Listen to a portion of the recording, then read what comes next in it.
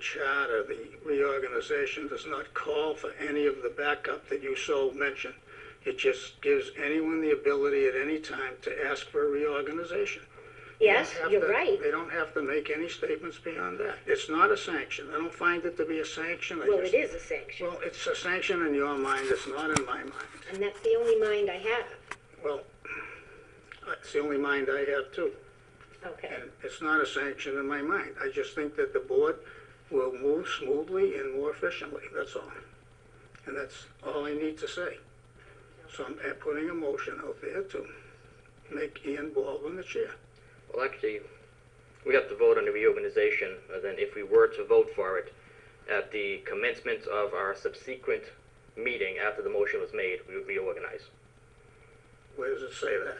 I believe in It the says- Selectmen's policies and procedures, you call for reorganization of votes taken, and at the subsequent, thank you, meeting, we would reorganize at that point. I believe that it says that any member of the board at any time You can make it any can ask time. for a reorganization. I don't. Right. can. Well, you can, but the way the reorganization would be held then is, I have to find it.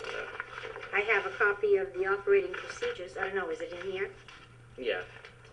And I'll comment here because I'm not surprised this is coming because back in October, I was approached by another member of the board who asked me to speak with Sandy about voluntarily stepping down.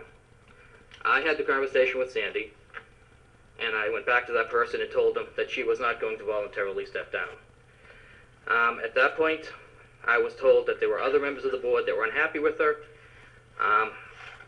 This was back October, right about the time that Lauren Barnes left, because it was at her party when she was leaving that we had the follow-up conversation after I had spoken to Sandy.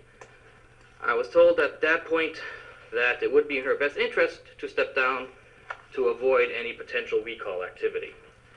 I was also told at that time that the motion would never be made unless there were 3 votes guaranteed to have it happen. So I'm assuming it's going to go down tonight. But I just want to put on the record that this is not a last-minute thought. This has been something that has been fermenting probably as far back as September.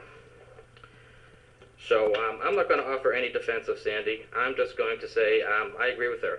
This is something we haven't done before, and I think it does appear to be some kind of a sanction. And again, but this board has gone in a lot of places. No other board has gone, so I'm really, nothing this board does has the capacity to surprise me. But like I said, I have figured this was coming, and I am quite honestly somewhat surprised it's taken this long to surface. Was there any other